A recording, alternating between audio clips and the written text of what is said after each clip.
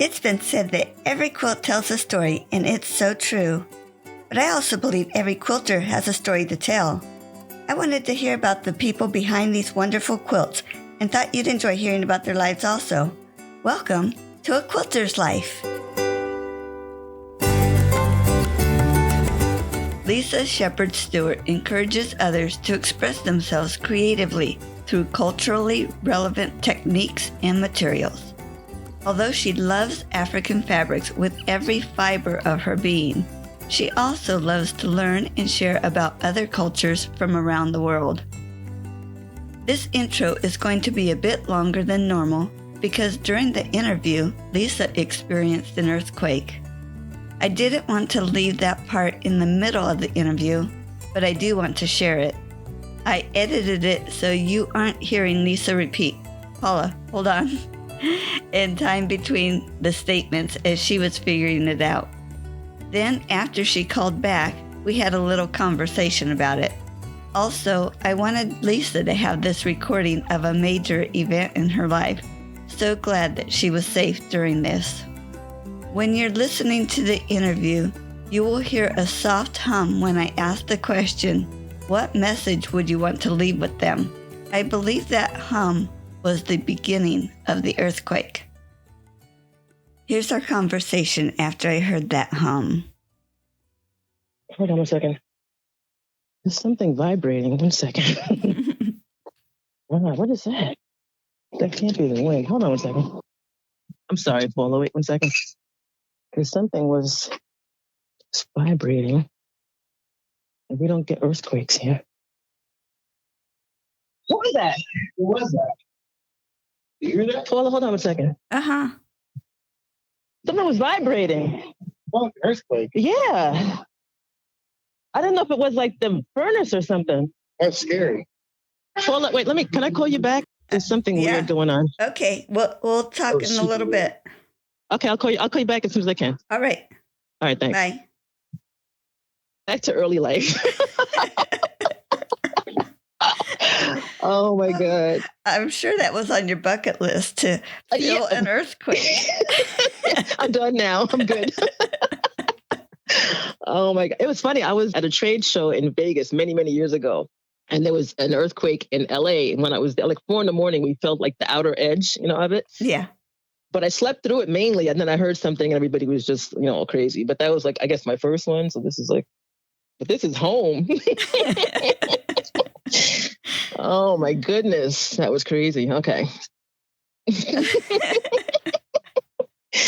Wow. Because that's a major event. Yeah. When you're not used to them, especially, it's like, why is the room shaking? Yeah. And my husband said we have a baby grand in the living room, and he said the piano was shaking. I was like, oh my God. Wow. So that's a lot to move. Okay, here we go. I think I'll switch to water.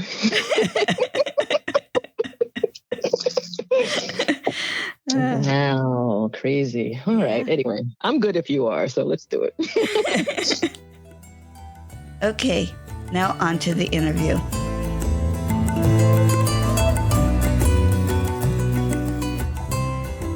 Lisa, it was so fun to meet you at QuiltCon at your booth.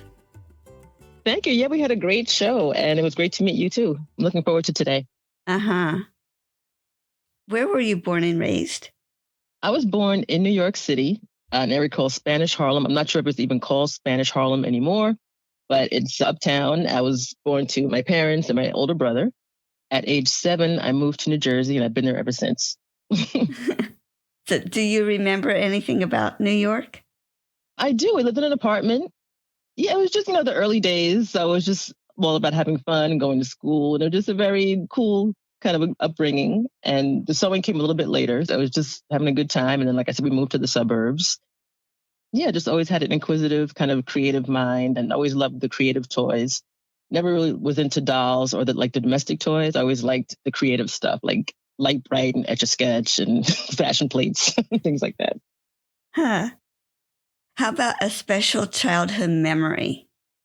I had favorite pajamas that my mother told me I would never, ever wanted to take off. I just wanted to wear them all the time. And they were like a little floral, flannel pajamas.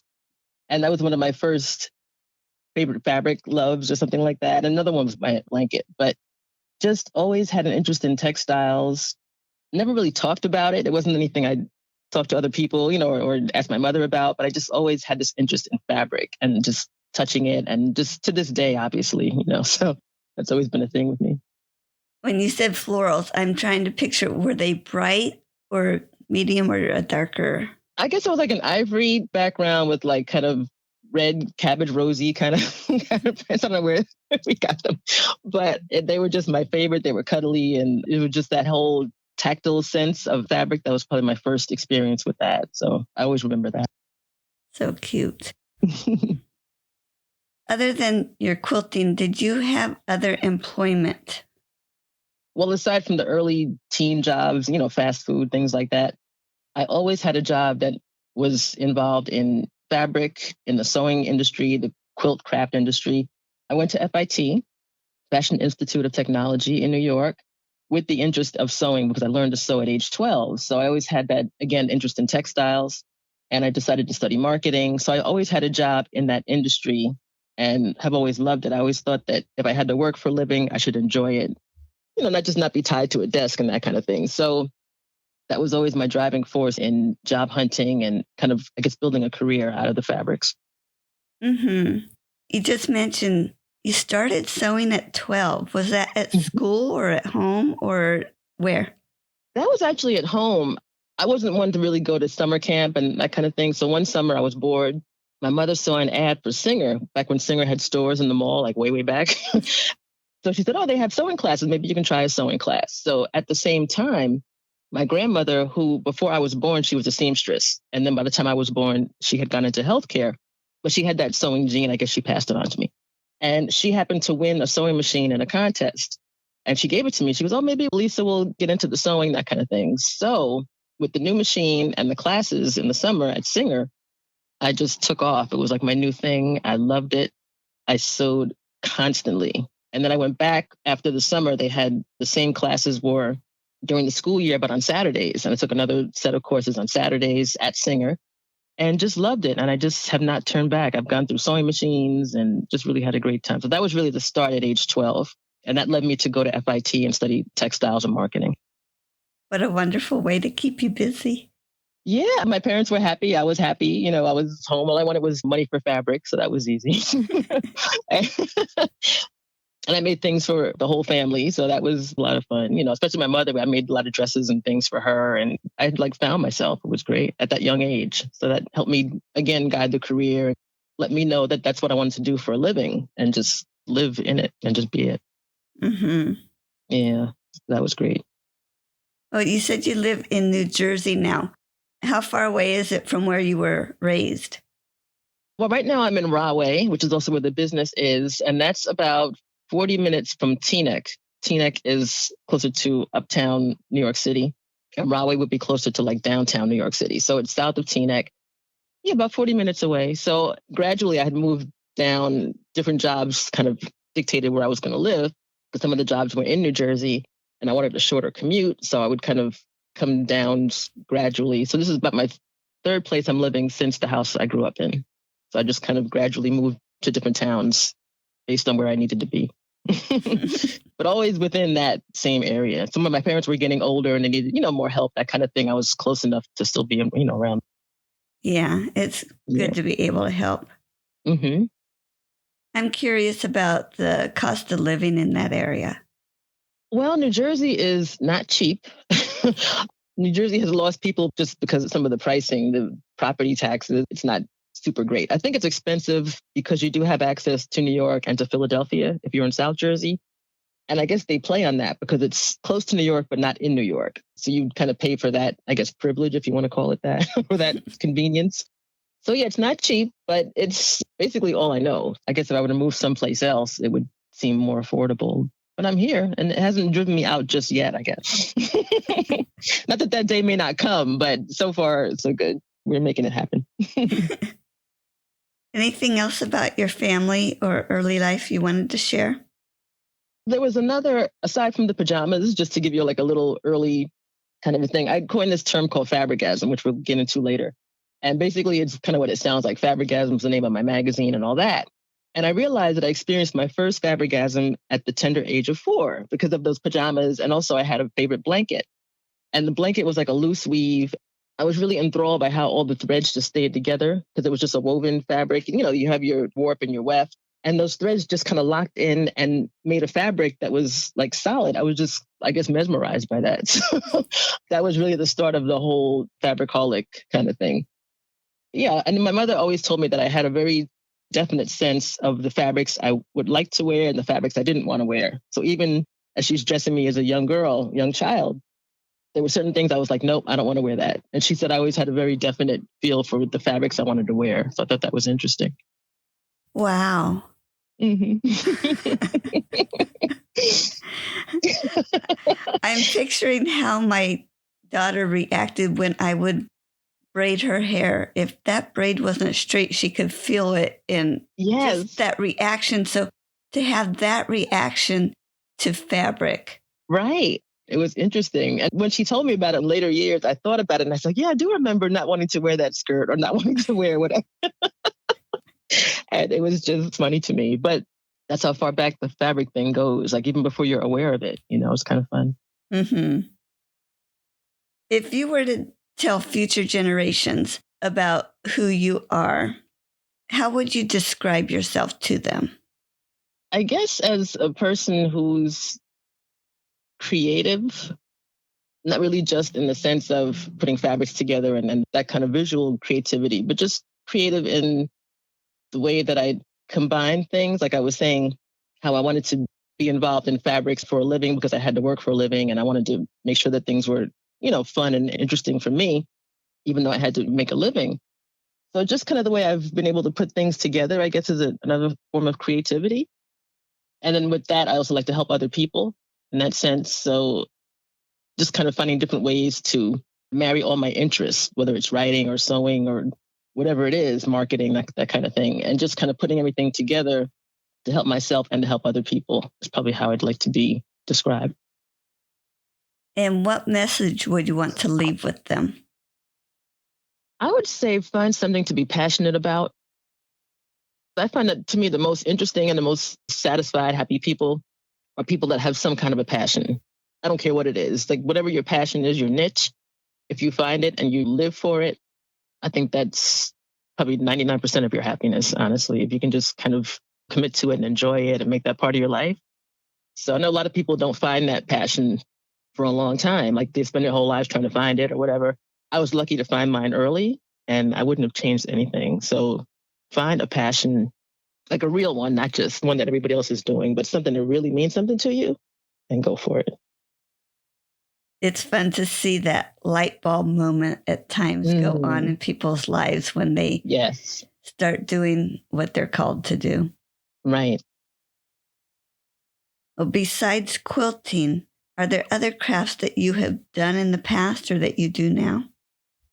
I started more with the sewing. So for those who make the distinction of sewing and quilting, which I really don't, but I started sewing clothing and home dec and moved into the quilting. But a little bit of drawing, but nothing I would say that I've done a whole lot of. Really just crafts with fabric. Even if it's not where there's thread involved, like sewing and quilting, it may be decoupage, it could be collage, something like that. But it's always generally comes back to fabric for me. So that's kind of what I've centered on. And how about other hobbies? Travel, holistic health. I'd say that I'm a part-time vegetarian. So there's that. Things like yoga, and I'm into kind of self-knowledge things like handwriting analysis. I had written a paper in high school on handwriting analysis, and I really kind of got into that. It's called graphology. And just that whole thing of knowing yourself and seeing yourself in different ways, like through your handwriting or through anything, the way you dress or anything like that. That's always of interest to me. Mm-hmm. That's interesting about the handwriting. I think I just saw a little bit about it. Like if people write small or big, those things tell a lot about us. There's a lot to it. It's very interesting. It's everything from the kind of pen you like to use to the force you use on the paper, like how forcefully you use the pen, the sizes, the strokes. It's really, really very interesting. But now we do so much by keyboard. We've lost a lot of that. It's just gone away because now you even have like e-signatures. You really can't do anything with that. So it's just changed a lot. what they call progress. You kind of lose things in the process. Something like graphology, where everybody writes differently, you lose that. I still enjoy that whole idea of knowing about someone through their handwriting. It's fascinating. Yeah. I was picturing, as you said, about the computer. Well, I guess we could watch them and see how hard they hit the keys. I guess it's not the same. It's kind of like they say hanging up on a person, like that satisfaction, like slamming a phone down on someone. Like you don't get that with a cell phone because you can't really slam a cell phone. So it's that kind of, you lose in the translation, I guess. Yeah. Do you think any of your hobbies show up in your quilting? I'm not sure. That's a good question. Most of what I do is still fabric based, even if it's not stitching and, thread based. So it's already kind of interwoven, I guess. Yeah, I'm not sure that they do. I think it's just kind of, the quilting is so much of it, it just kind of consumes everything, I guess. So I don't know. But I can pinpoint, one thing that goes back to the quilting or however. It sounds like it's been so involved in your life that you probably can't differentiate between the two if it is. Right. I think that's a lot of it. I don't even see it anymore. It's just one, it's just all kind of goes together. You're right. Well, we talked about how you learned to sew, but who introduced you to quilting? Well, quilting came about, like I said, I always had a job in the industry. So I was working for a company called HTC, or Handler Textiles. If you go way back, you might even remember that name. And they did things like fusible interfacings for sewing, when you're sewing garments and you need the inner structure, that kind of thing. So we did interfacing and interlinings. And then we started more of a quilt division because quilting was coming up more. And we did things like batting and fusible kind of trans web and fusible, all kinds of things. And my job there was creative director. So I was tasked with finding products for the industry and testing them, making the samples and all that kind of thing, which included quilting. And so that's kind of how I got into it, is through the job. So again, everything kind of molds together, the personal and the work and all that. So I just kind of developed products and really didn't know about quilting, but I learned quickly and I loved it. And it was a nice offshoot to the sewing I had, already been doing my whole life, like the, garment sewing and home deck and things like that.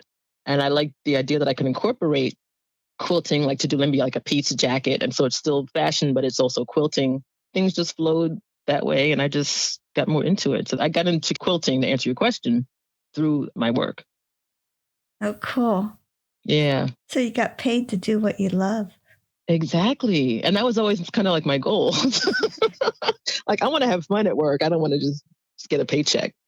Right. So I was able to learn on the job and then develop from there and make new fun stuff. All my jobs were fun. I can't tell you one job that I hated. Always stayed at my jobs for a long time and just always had a good time. Wow. Now, whether it's a quilt you made or someone else made, do you have a favorite quilt? Probably not just one, I would say, because I think I would categorize a little bit. I might say this is my favorite Ankara quilt, which would be African prints.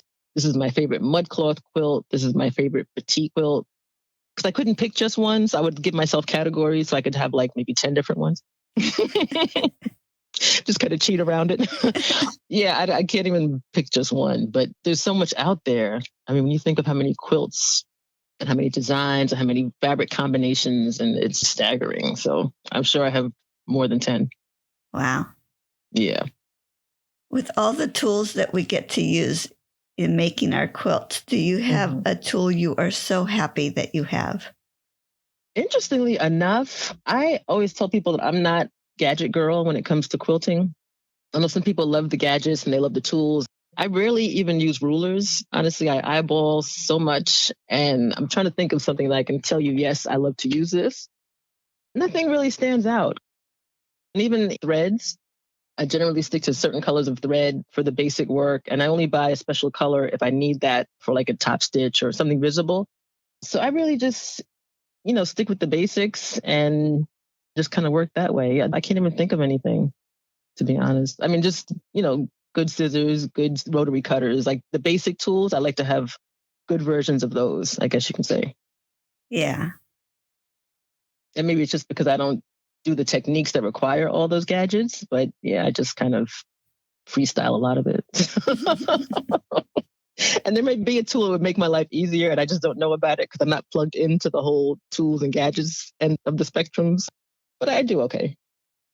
Well, you've been sewing long enough that you know what you want to pull and put together. Mm-hmm. Well, in our quilting process, there's so many steps. Is there a step that you enjoy more than the other steps, or do you like each step along the way? I love the step of auditioning fabrics for certain projects and pulling fabrics together and making sure they play well together. And I love the piecing and the cutting and the putting together of the tops. The quilting end of it, the finishing is not my favorite part. So I use a lot of upholstery fabrics in my quilts because I use different weights of fabric altogether. I mix whatever I feel like, whatever wants to play together, I let them play together. So it might be in different weights of fabric. And I found that there are various upholstery fabrics that look like they're quilted. They have that, quilting stitches, or they just have maybe a scroll design or whatever kind of stitching it has, and it looks like it's quilted. So I employ those because it looks like it's quilted, and that's less quilting that I have to do. So just things like that, just little creative, hacks and things like that. But definitely the piecing and the bringing together of all the parts and playing with them and letting them do what they want to do, and then stitching them together, and then they're all happy, hopefully. But yeah, piecing over the actual quilting part. Huh. You just mentioned using upholstery fabrics quite a bit, but I know you like using African textiles, or you do a lot with that. So are there African textiles in the upholstery fabrics too? There are African textiles that I like to use, like bogolan, or some people call it mudcloth. Mudcloth is like the nickname for bogolan. That's more of a weight that's closer to an upholstery fabric. It's thicker than basic quilting fabric. So I'll use them together because the weights work well together. And this way I can add some texture with the upholstery fabric, and then the design comes from the mudcloth. So now there are also mudcloth designs made into commercial upholstery fabric. So there's always kind of a mix back and forth of the designs and how they're used. So yeah, you can have upholstery fabric that looks like a mudcloth, or you can have real mudcloth. You can pair them together, and there's always like a nice way to mix them. Wow, there's so much to learn. I definitely like to not always stick to quote unquote quilting fabric, like the lightweight cottons. Like I said, I like to mix all different things, like Dupioni silks. I like to pull in raw silks that are like linen weight. Speaking of linen, that too, and denim and duck and canvas. I just like to mix different things. I think it just gives, a different look and a different kind of a feel to the project. Yeah. Well, we're talking about fabric here. I had another question on the African textiles. Mm-hmm. Do you actually get the textiles from Africa, or where are they made? I go to Ghana regularly and I get the jacquard batiks, and they make a batik I haven't seen anywhere else in the world. They use the base fabric, which is like a damask or a jacquard fabric. Remember the old tablecloths, the table linens with the woven designs? Mm-hmm. They use that as the base cloth and do the batik over it. So you kind of get two different effects in the fabric. And I haven't seen anyone else use that kind of fabric for batik. So I get that specifically from about 3 different women in Ghana that make it for me, and I sell their fabrics. So those I get directly from Ghana, and also some other batiks, plain weave cottons, I get those too. The African prints I get from dealers either here in the US, or I source those from Ghana as well. But they're actually made all over the world now. So there are a lot of African quote unquote prints made in China. It got to the point I have a whole separate lecture on just Kara and the whole history of it. It's pretty fascinating. But long story short, they're made all over the world now. They're made in India, they're made in Africa, they're made all over. So those you never exactly know where it's been made unless you see it come off the boat or something. So they're kind of an international fabric now, but they're still regarded as African prints because of the designs and everything.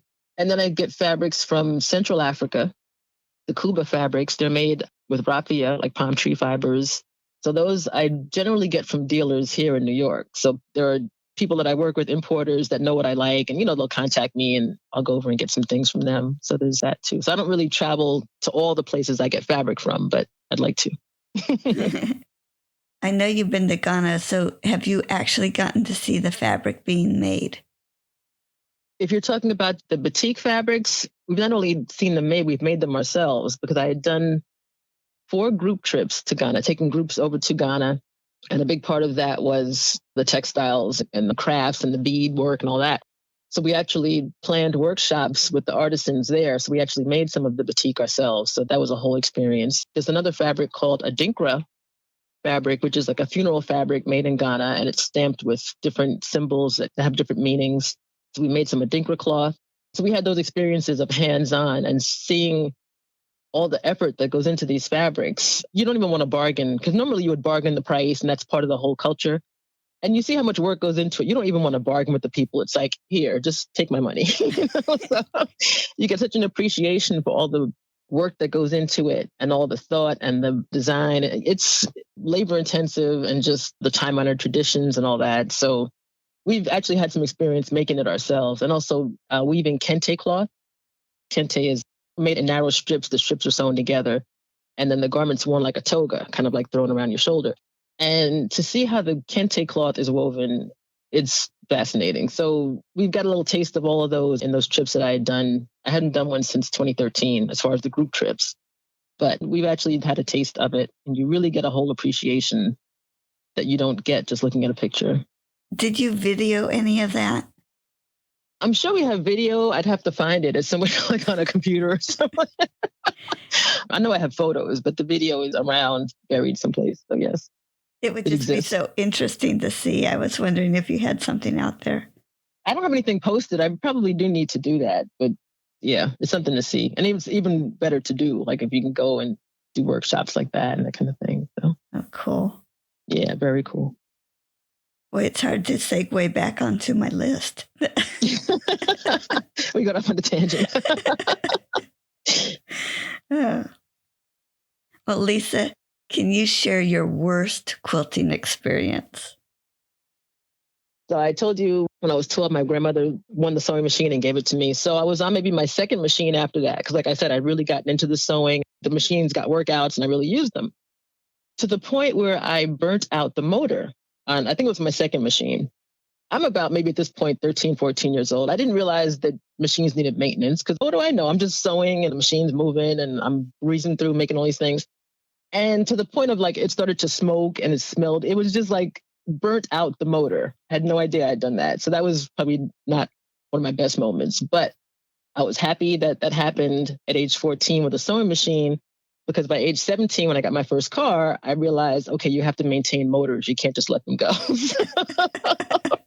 Better to learn that on a sewing machine than like a whole car. So I learned very quickly that, okay, you have to maintain things. So that was probably like one of my not best moments. It was interesting. It was a valuable lesson, and I only had to learn that once. So that was a good thing. It's amazing how these lessons help us along the way. Yes, definitely. My first car, I was very meticulous with the maintenance and, I got the oil changed. I knew everything I had to do and I did it. And I've never had a problem with the cars. Thanks to the sewing machine. Why do you make quilts? What has drawn you to continue making quilts and working with fabric rather than doing anything else with your time? A couple of things. I think I'm just inspired by the fabric itself. And I'm talking mainly about the African fabrics that I kind of deal with, but all fabric in general, but those in particular. Just thinking about the person that made that fabric and like what they intended for it to be and what they intended someone to make out of it, or if they intended someone to make something out of it. And I just kind of, again, going back to having fun with the auditioning phase of quilting and, trying things out and how would these work together. And just kind of that whole exercise of just colors and patterns and what works. So I think that's really just kind of what drew me into quilting, as opposed to if I make a dress, it's one fabric I'm working with. Generally, you make the dress, then it's one fabric. But the quilting is a whole nother level of creativity because you are actually building the fabric yourself. So I think that's what draws me more to quilting as opposed to other things, either with fabric or with other forms of art. Because I've had people that do painting, like customers and students and things that maybe they've come from painting or other art practices. And they say that when they came to fabric, it just kind of changed and they'd never gone back. So there's something about fabric that people that don't even realize what's happening. It's a different way of working. I think it's always held my interest and my attention. So here I am. While you were explaining that, I started wondering, do you remember the first time you saw an African textile and what drew you to that? I do, I think. So my first trip to the African continent was to Senegal, and that was 1986. It was a group out of Chicago, like a cultural group. They said, oh, we're going to Senegal. If you have any special interests, we can hook you up with people on the other end, so to make your time more enjoyable, however. And I said, just point me to whatever fabric related people you can find. So they connected me with one of the major mills at the time called Sotiba in Senegal. They made wax prints and they made Ankara and all kinds of things. So they connected me with the marketing director. And I'm about 21 at this point. So the marketing director happened to be this young, handsome man. He drove a white Peugeot. And we just spent kind of the afternoon, and he was telling me all about the fabrics, and he had me in the showroom, the whole thing. So that was one of my first, I guess, experiences with African fabrics. I brought home 2 duffel bags of batik and, all kinds of prints from that Senegal trip. And that really started me with the African textiles. So from there, I just started to do some research and, try to find more of it. Wasn't as much of an internet kind of a thing or, shop online. We didn't really have that yet. So it was a little bit harder to find things, but I found some things. Then I found myself on a fabric shopping trip in Hong Kong with a group of ladies that said, we're going to go fabric shopping. And, they different fabric type trips. And I said, well, there's no other reason I'd ever go to Hong Kong except to buy fabric. So let me go buy fabric. And over there, I found an African art gallery in Hong Kong. And that's when I was introduced to Kuba cloth. And it's spelled Kuba, Kuba cloth. It's from Central Africa. And I think I mentioned before, it's like raffia, like palm tree fibers. So I bought a piece, and it was expensive for my standards at that point, but I had to have it. It was one of those things you see, you don't even question, you just have to have it. And I brought it home, and then I started to research about Kuba cloth and learn more about it. And that began that whole collection. And then I got into mud cloth and things like that. And I just never looked back. There was always something new to discover. And then the stories behind the fabrics, like why they're made, how they're made. I was into all of that. So there was always some new discovery and to build on what I learned before. And it just kind of continued. There were still things now that I'm still researching and looking into and discovering. So there's always something there. Cool. Thank you for sharing that. Mm-hmm. Who do you make your quilts for? The quilts that I make personally, I literally make personally just for my own enjoyment, either, in our house or however. A lot of my quilt making goes toward the business, whether it's a class sample or something like that. But it's always something that I want to maybe have in my house afterwards. So I guess I'm always thinking this has to work with what I'm doing or what I want to show or what I want to have in my house, because once it's a sample and it's done, it'll just be there. So it kind of has to do like double duty. So really a lot of what I do is for the business. But again, it's so entwined with the rest of my life. It's kind of hard to even draw that line, which is good because then when I make something, I know it's something I'm going to like. So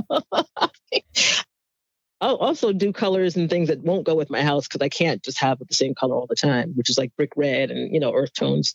So I do things in purples and other colors, but it has to resonate with me. Otherwise, I can't make it.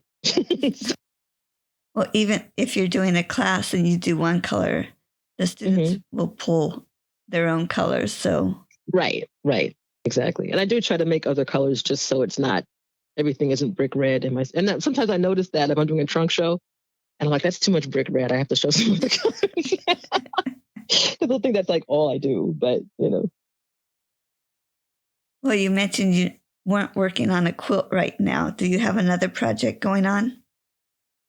Actually, I have some things I need to finish. I have a couple of UFOs I'd like to kind of commit some time to before I start something else. I am working on a dollhouse, which is going to be a window display for the studio.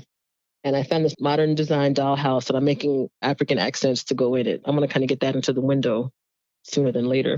Before I start a whole new project that I feel like I have to finish, I'd like to devote some time to the dollhouse. And that means making little like mud cloth rugs and little wall hangings and things like that. So it's going to be fun.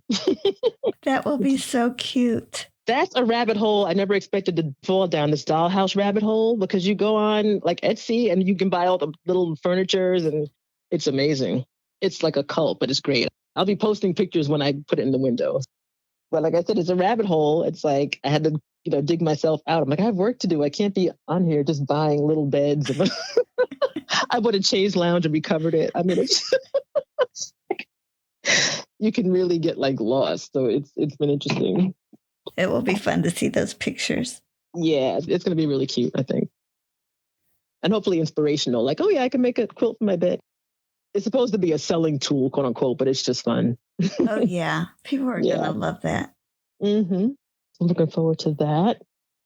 Do you have a quilting tip? I would say try a new fabric that you've never used before in quilting. I mean, just that simple. Something you've just never used before. You've never put like a little bit of denim in a quilt. I mean, it have to be a whole quilt because that's more of a commitment. Maybe it's going to be like a little pouch, a little bag, a pillow, just something kind of small where you can experiment and just try a different fabric. Mix it in with the fabrics you have. So I think you can discover something that you never really thought about. You know, sometimes as quilters, we just always think quilt shop fabric. And you kind of get into that mindset. There's a lot there to be had and there's a lot of variety, but it just can open up other ideas and other avenues if you just kind of just throw in something different once in a while. I can see a lot of us searching and finding something new. Yeah. Yep. Mm-hmm. You might have an old upholstered pillow, like take that apart or, you know, do something with that and, you know, repurpose things. That's a big deal now. That's a lot of fun. Mm-hmm. Yeah, just kind of make new combinations that aren't always the same weight or aren't always the same look or the same texture. Just kind of have fun.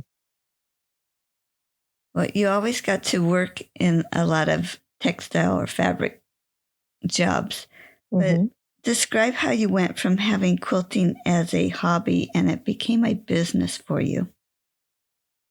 It kind of grew together. It wasn't like the usual kind of path, I don't think. When people see it, it's like, oh, that's how it happened. Since I learned about quilting through the job, like I mentioned at HTC, the hobby and the job kind of grew together. So I was at HTC before I'd written my first book. I wrote 3 books. The first one is African Accents, Fabrics and Crafts to Decorate Your Home. It's now out of print, but it came out in 1999. With that, that's kind of, I guess, how the business started. Like the business meaning Cultured Expressions, which is kind of the umbrella company that I have. The company started with that because I had to, you know, promote the book and then everything. So as it was growing as a personal interest, it was also growing as a business almost at the same time, which is kind of strange. Most people like quilt for 20 years and they want to open a quilt shop. So long story short, first book came out. I began to do, you know, lectures for guilds and that kind of started the business. And because of the fabrics I was using, they weren't your typical quilt shop fabrics. They were mud cloth and things like that, Ankara, like I said. So I had to become the outlet for the fabrics. So that's how the merchandising part of the business started. And different pieces just kind of came together.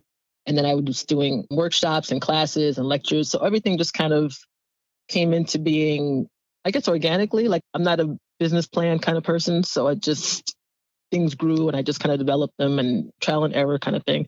I don't know if I could really say that it was a hobby and then became a business. They just kind of happened at the same time. And the hobby and the business are so intertwined. It's hard to tell which is which. I mean, I do have separate stashes. Like I have merchandise for the studio and I have my own stash. So that's very distinct in my mind. But aside from that, it's just one big party.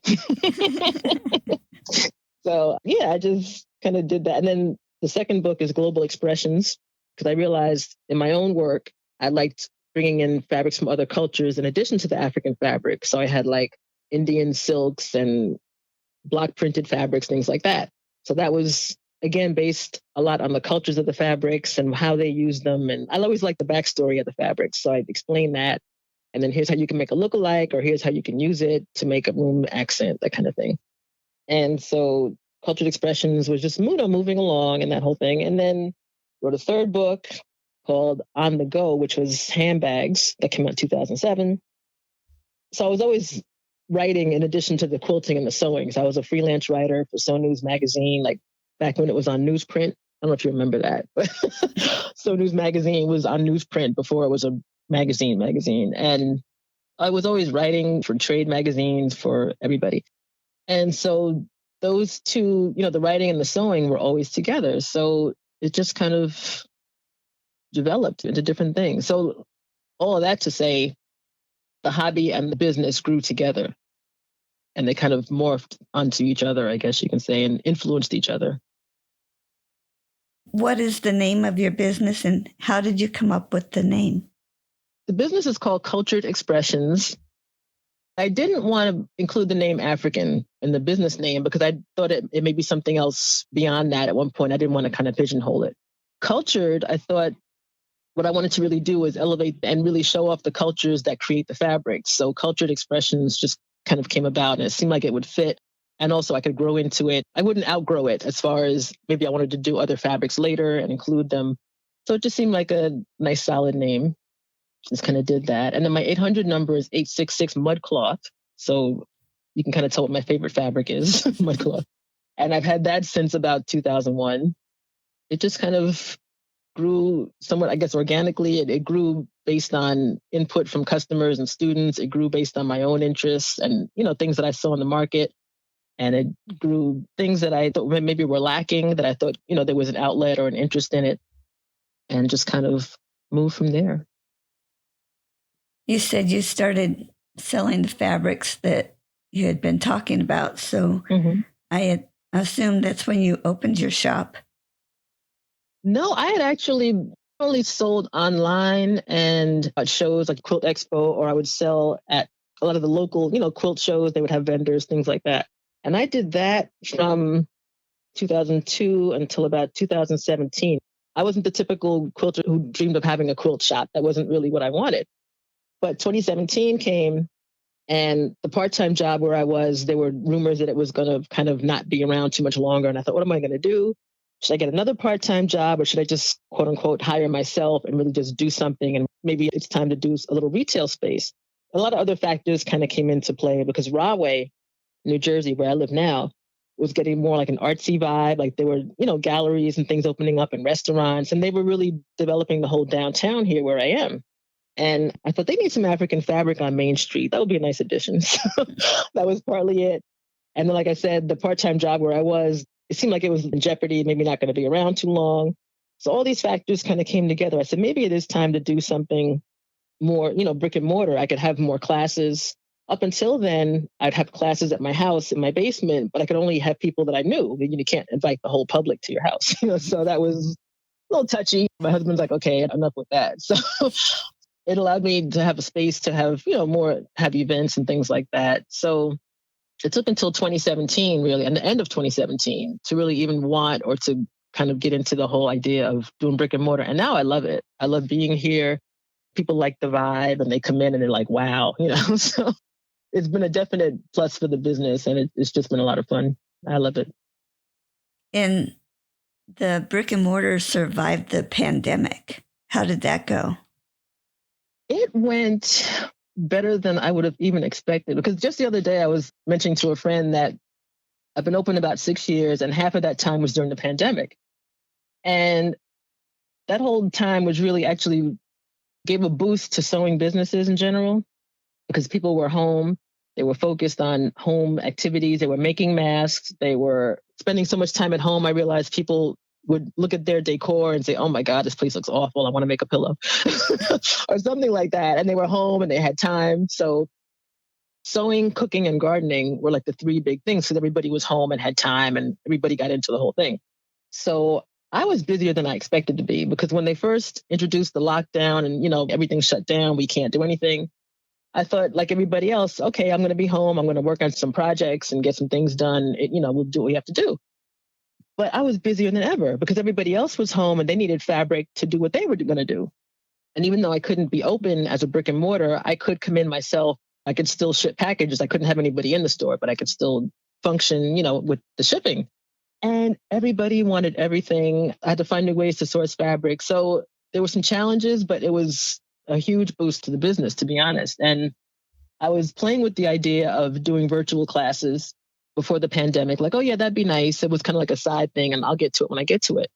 So here comes the pandemic, and myself and every other quilt teacher that I know were like, what are we going to do? And any other teacher, how are we going to teach? Can we do this online? So that was a whole crash course of getting that together and getting classes online and getting them recorded. Like I said, every other quilt teacher that I know, we were all in this whole thing. And even outside of the quilting industry, everybody was scrambling. How do we bring this to online, and how do we survive the pandemic and keep the company going? And so it was the push that I needed to do that. It was good, actually. I mean, as far as business, obviously it was a horrendous time, but As far as business, it was interesting. It was very interesting. Yeah. I would be here in the studio until like 1 a.m, shipping orders. It was a lot. I mean, you either do that or you retire early. A lot of people did retire early Yeah. and just say, this isn't for me. We can't keep up with it, or, however. But those that stuck with it really saw results. I think it was fascinating. It was interesting to see all the changes. Yes. And all the communities, everybody doing lives and staying connected. And we saw that quilting and sewing and all that whole fabric connection, for a lot of us, it maintained our sanity. It was a big deal. We saw how important it really is to have that creative outlet. So people like me that were selling the fabrics, we had to keep people going, so it's just figure out a way and ship and do everything we had to do. In 2018, just before the pandemic, I had started doing virtual visits where you can shop by, well, now Zoom appointment, but before it was more like Google Duo or FaceTime, however, that kind of technology. And then with the pandemic, Zoom came in. So just before the pandemic, like I said, 2018, I started offering people that you could shop virtually. Like we had to make an appointment. I take you around the store with my cell phone and show you things and we can ship it. So here comes the pandemic. Everybody's on Zoom. And that was most of my business, was just doing virtual visits all day and shipping out orders. It really made you kind of figure out new ways to do business. And that goes back to that creativity. Like I'm saying, you have to figure out ways to create what you need to do, how to get things done. So it was a real mental exercise, but those who survived. It was a lot. I'm going to jump back to, you mentioned that you started having classes at home, but that had to be your friends. So when you started having classes at your shop and you opened it up to the public, do you remember when someone that you didn't know personally signed up for one of your classes?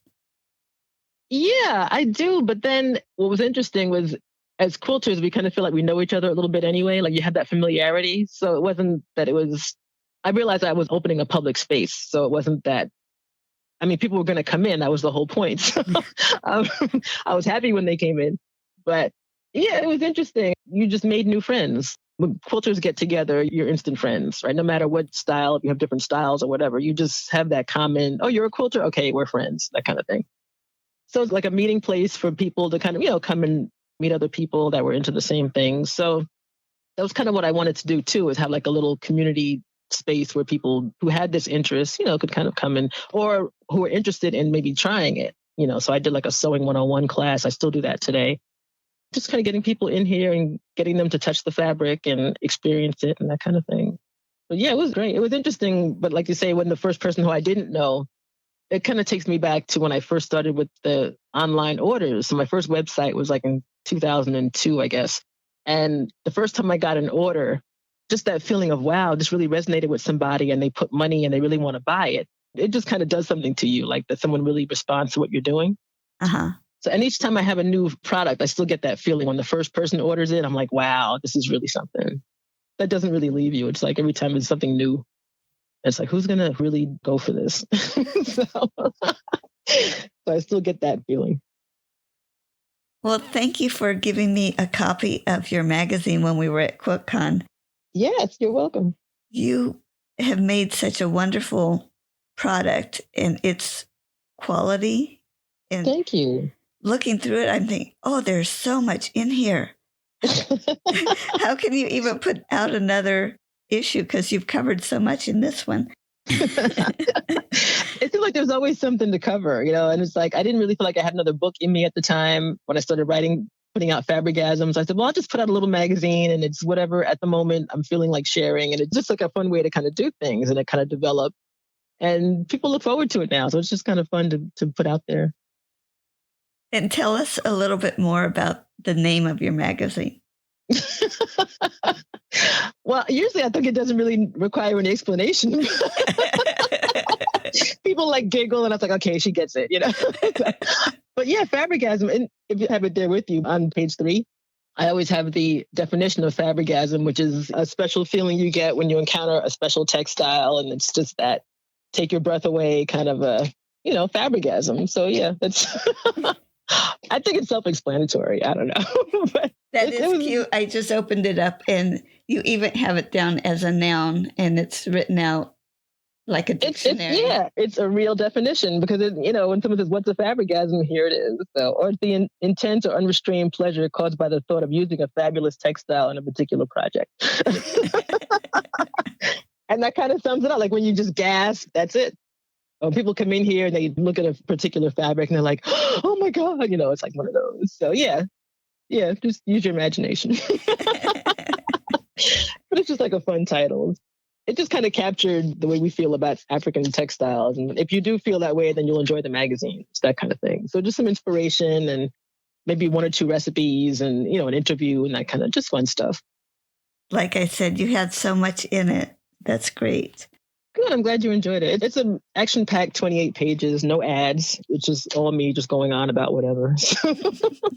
But I have a good time with it. So I'm glad you liked it. You said that rather than put out another book, you decided to put out a magazine. Is that how it came about? It is. Like I said, the writing and the sewing always went together as far as interests. And I wanted to keep writing, but I really wasn't doing as much of the freelance writing. That kind of, I wouldn't say it dried up, but I wasn't really doing that for other magazines. And I just put out one issue. And I think the first one was free. It was like a PDF just to kind of see. Everybody loved it. And it was like, oh, yeah, this is great. So then I thought maybe I could really do this. And then it was, do I want to really do a whole magazine with advertising and the whole? And I realized I didn't have it in me to do, because I might as well do a book at that point, right? So there's no schedule to it. It's about one issue a year is what I can get out, just time-wise and everything. So it just comes out when it comes out, and I put it on the website. I let my tribe know. It's like, okay, it's out, and everybody buys it, and we enjoy it. But there's no schedule. You can't subscribe to it because I don't know when the next one's coming out. So I don't. I don't want to get letters. Hey, where's my magazine? Because if I spoil the fun for myself, like no one's going to have a good time, right? So it has to be fun for me. That's my first rule. If I'm not enjoying it, I think it's going to show, first of all. Then if I don't have joy in it, I can't spread the joy to other people. So if it becomes like a labor and a whole, just an effort or something I'm just kind of doing begrudgingly, I think that's going to show in the product. So when I say I have to have fun for me first, that really is like a thing, because it reflects in the work, I think. So if I'm having a good time and I teach a class, everybody else is going to have a good time. Yeah. It's like putting on your own mask first. They say like when the pressure drops in the plane, put your own mask on. It's something like kind of like that. Yeah, so I just have a good time with stuff. In your magazine, you talk a little bit about the social impact fundraising platform. Mm-hmm. Tell me about that. Social impact is spelled SEWCIAL. It's like an arm of Cultured Expressions where I want to just kind of do something more for other people. And I ended up, the last trip I made to Ghana was last year. And I have a friend who started a school during COVID because his own children couldn't get to school. And, things were not as solid as, obviously during COVID, everything kind of fell apart. So he actually started a school in his area. And his 3 children attended, and maybe they started with like another 6 or 8 kids. They now have 128 students, and they go from nursery and childcare age to what we consider about second grade, like 7-year-olds. The school is growing, and they're accredited, the whole thing. So I went, and I was so impressed, and I said, I want to adopt the school under Cultured Expressions. We'll do some fundraising, and we'll just keep you in the public. And, we want to really do something and help you and help us and just do the whole thing. Part of that was just my connection to Ghana, because Ghana has played a big part in my business as far as, just fabric resources and culture and all that. So just a way to give something to Ghana. And this personal friend of mine, he's just an amazing young man. And I went to his wedding in 2016 and the whole thing. So now they have 3 kids already. It's like a whole thing. His name is Philip. So with social impact, I wanted to kind of give a little bit more formal kind of a umbrella to the fundraising, because it makes it, just more legitimate and more ongoing, like it's a real project. So we've done some auctions. We auction off sewing related things or quilt related things that would appeal to my customers, that kind of thing. So we raised some money through auctions. I'm going to do some giveaways and just straight donations we accept. And the money has so far gone to whatever the kids need. And like I said, the school is growing, so they're building onto it. And so they've done some construction with some of the funds we've raised. So far, we've raised about maybe $3,000. And it may or may not sound like a lot, but there it goes a long way. So it goes to, again, whatever they need at that time. They had needed some doors and windows repaired and that kind of thing. Now they're building on more classrooms and things. So it's just amazing to see what can be done with a little bit. Like maybe sometimes in our eyes, it doesn't seem like a lot, but It goes, like I said, a long way. And people that donate get, a little button. So we're just building it to be an ongoing platform, fundraising kind of a thing. I'm anxious to see where it's going to go. And I'm excited that we can do something with them and for them. It's just been fun so far. So yeah, we're just working on some new ways to fundraise and build up what we can. So cool. Thank you. And we actually have one product in particular. It's a reversible Ankara tote. It comes with 2 fabrics and the instructions and a donor button. So part of the proceeds from that purchase go directly to the school. And on some days we'll have on the website, it'll be a donation day. So you don't have to donate money, but whatever you spend, you donate 10% of the sales. You put it a day or a week, however long we do it, to social impact.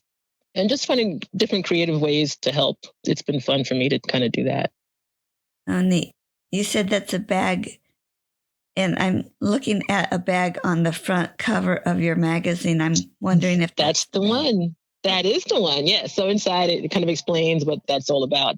That actual bag on the cover, I was carrying that bag around during my last trip in Ghana because it was just, like a simple, quick bag. And I was carrying it a lot. And sitting down with him and with the teachers and kind of just, meeting the kids and all that, I had the bag with me. And that's where I got the idea that if I tie this bag and make it a kit and tie it into the school, that would be kind of a nice way to start some things going. So the sales of the kit have been really great. And I'll probably come out with some other kits and things that are tied directly to the school. But in the meantime, like I said, donations are welcome and people can kind of go on the website at culturedexpressions.com and just kind of, see what we're doing. I put updates on there and we're going to start another auction probably a week or so. So I try to keep the auctions going, keep the interest going. So it's just a whole nother way to just spread what we do and to just kind of promote it, I guess. Now, did you become connected with Ghana on that first trip you took through that group in Chicago? No, the Chicago group was Senegal. I went to Ghana the first time in 2001, and I was invited by a company called Navica, Novica, Navica.com. And Navica is a worldwide platform for artists that couldn't otherwise be seen, around the world. It gives them a platform to sell their craft. And so artists literally all around the world. So long story short, I was writing my second book and I found some photography that they had done and I wanted to use it in my book. So I wrote to them and I said, I'm writing a book. Can I use this photo? And, the whole thing. And they said, oh, you're a writer. And they said, would you like to come to our West African office and cover the artists? We want to get some publicity for them, come back to the States and write about it. And before they finished the sentence, I had hung up the phone and packed my bag. I was like, yes, I'm going. So I went, I did that. Met all kinds of people and we met the king and it was a whole experience. It was myself, the Navica representative and a videographer who was based in LA. So they invited him, to do video and me to write. And we covered the artists and that was a life-changing trip. My first trip to Ghana got me really started in just everything. So that was 2001. I was doing the second book, like I said. So yeah, the first book was out. And Cultured Expressions was brand new. And I, hadn't caught its legs yet, but I knew it was going to be something at some point. So I just kind of went with it. And that was the biggest blessing. So I've been going to Ghana almost every year since 2001, except for a couple of pandemic years I took off and now I'm back. But I missed it terribly for those couple of years. But it's been instrumental in the business and in just creativity and just my whole way of doing everything. And you got to meet the king? We met the king. It was funny because we thought we had a quote unquote appointment because Navica obviously put all this stuff together, our whole trip. We had a quote unquote appointment to meet him on a Tuesday and he didn't want to meet us until Thursday. So we spent the 2 days in the village, in the area, just meeting other people. And it was the best thing that could have happened because we really got time to soak up other things. I got other interviews and it was just perfect. So just because you have an appointment, he'll see you when he wants to see you. It was one of those things. But it was great. It worked out. We were talking to kids and talking to elders. It was fabulous. So we had no problem waiting. That was, like I said, a life-changing trip. It was just everything. Yeah. Wow. Yeah. Mm-hmm.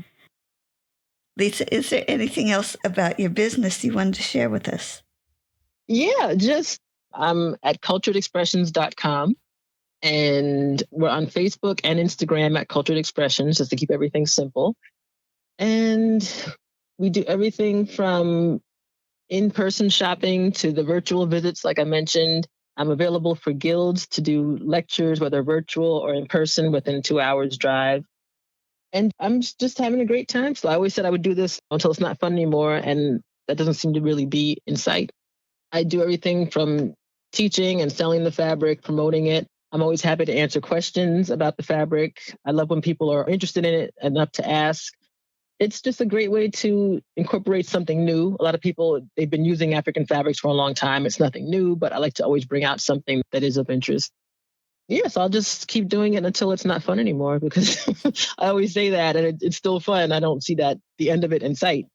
And just finding new people to enjoy it and enjoying what they do with the fabrics. It's a real exchange. It's not just always me teaching. I learn a lot of stuff too. And it's a great passion to share. So I'm just happy to share it. And I'm just fortunate that I can make a living at it. I just encourage people to try it for the sake of creativity and learning about another culture and just kind of appreciating what's around us.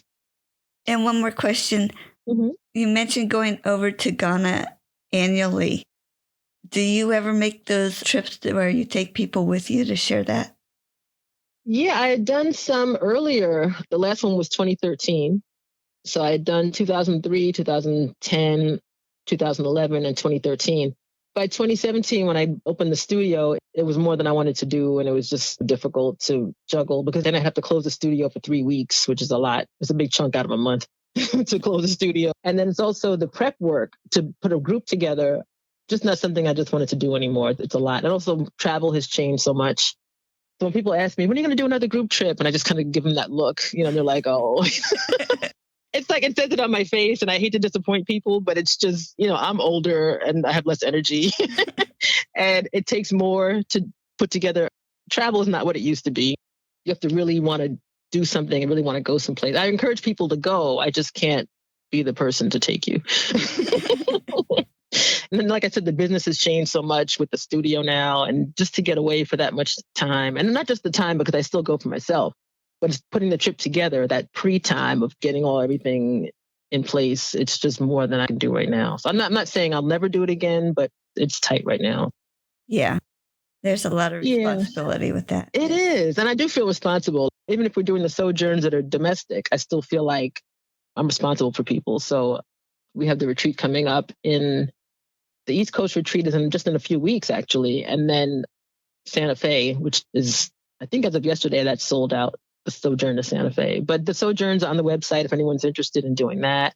We can also do custom sojourns. If you have a group that wants to put together a sojourn, we can usually accommodate that. And not to Ghana, but domestically. So we just offer a lot of different things. I do business coaching now, and I do, customized activities and custom retreats and things like that. So basically, if someone says, can you do something? It's like, yeah. If I haven't done it before, we'll work it out. It's always just fun for me to do new things too. So that keeps it interesting. Yeah. Oh, you're one busy person. Wow. Yeah, it's good. This kind of busy is good. Not all busy is good, but this kind of busy is good. Yeah. Well, Lisa, it was so fun having you. And I do want to mention, we may have noticed there was a little bit of a buzz. I actually heard a buzz and thought, is a truck passing by? Mm-hmm. But what happened was you were having an earthquake. We did. A New Jersey earthquake, which is kind of unheard of. And I was just concerned it wasn't the furnace in the building blowing up. So I'm in the studio right now. And after I realized it wasn't that, I said, okay, it's everybody. But yeah, it was a first. So I said, Paula, let me call you back. So a little glitch, but we're able to make it through. So I'm thankful for that as well. And this interview was so much fun for me. Thank you so much for sharing all the information you had. Thank you, Paula. It's fun for me too. Bye-bye. Okay, bye-bye. You can find more stories on aquilterslife.com or subscribe on your favorite podcast player so each episode will be downloaded automatically. Also, I want to hear about you and your wonderful quilts. Please contact me, Paula Chamberlain, through the website to set up an interview. And as always, thanks for listening.